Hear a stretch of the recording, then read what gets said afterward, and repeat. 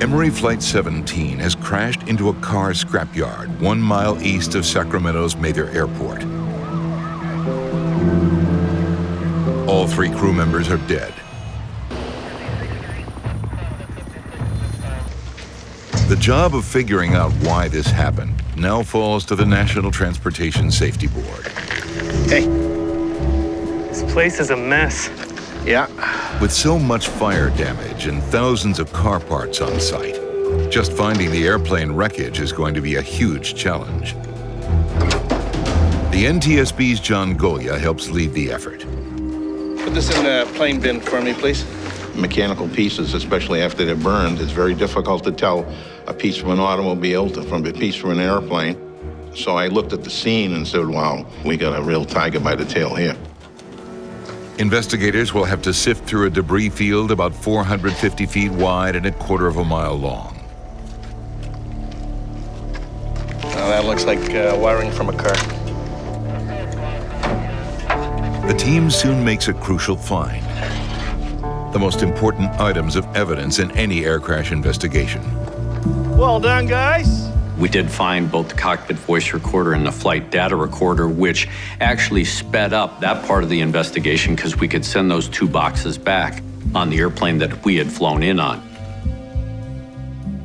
The NTSB sends the critical recording devices to Washington, where lab technicians can begin the job of processing the data.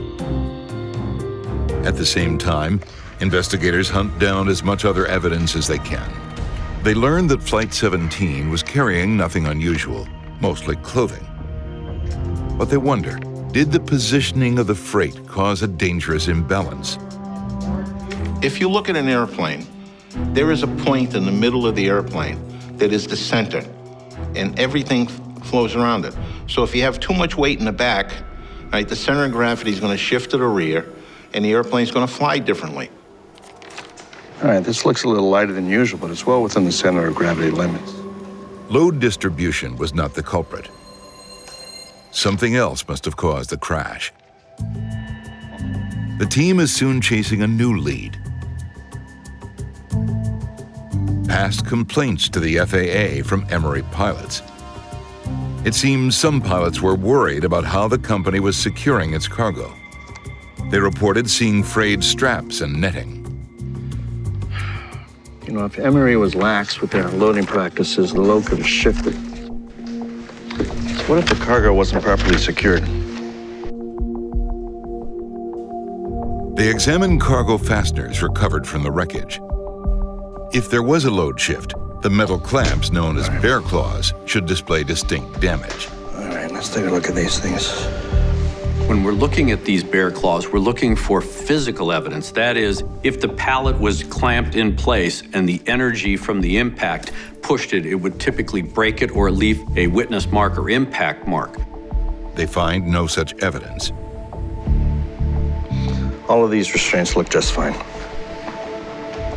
Thing is, if there wasn't a problem in the cargo hold, why were the pilots reporting a problem with their center of gravity?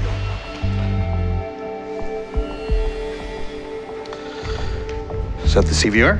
Oh, finally. All right, let's do this.